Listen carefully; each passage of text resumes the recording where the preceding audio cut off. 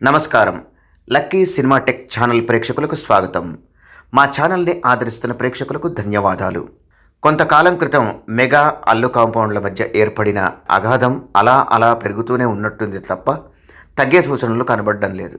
నిజానికి ఈ గ్యాప్ ఎక్కడొచ్చిందో ఎందుకొచ్చిందో పూర్తిగా చాలామందికి తెలియనప్పటికీ అటు అభిమానులు ఇటు అభిమానులు రెచ్చిపోతున్నారు. దీనివల్ల గ్యాప్ మరింత పెరుగుతోందనే చెప్పాలి. పుష్ప 2 రిలీజ్కి ముందు ఆ సినిమాకి మామూలు హైప్ రాలేదు. పబ్లిసిటీ అంత పీక్ లెవెల్లో చేశారనడంలో చాలా వరకు నిజం ఉంది. చివరాఖరికి పుష్ప 2 రిలీజ్కి ముందు రోజే సంధ్యా థియేటర్ వద్ద జరిగిన తొక్కిసలాటలో రేవతి చనిపోవడం, ఆమె కొడుకు శ్రీతేజ్ ఆరోగ్యంలో ఇప్పటికీ పెద్దగా మార్పు లేకపోవడం అల్లు అర్జున్ మెడకు చుట్టుకుంది.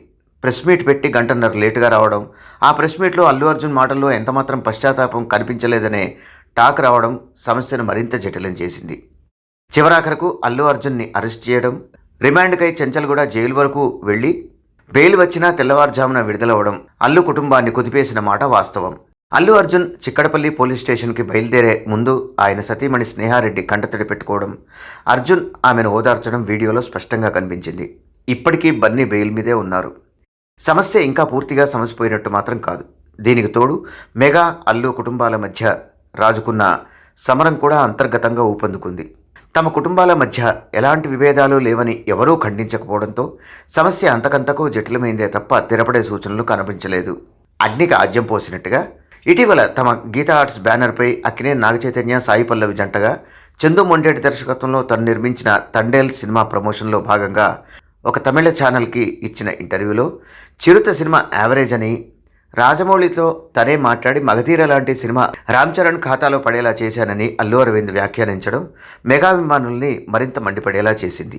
ఎందుకంటే ఆ జనరేషన్లో ఏ హీరో తొలి సినిమాకి రానంతగా 25 కోట్లను వసూలు చేసింది చిరుత. అయితే మగధీర ఇండస్ట్రీ హిట్ అయినప్పటికీ రామ్ చరణ్ అరంగేట్రం చేసిన చిరుతను కించపరిచి మాట్లాడడం తగదని మెగాభిమానులు కోపగించుకుంటున్నారు.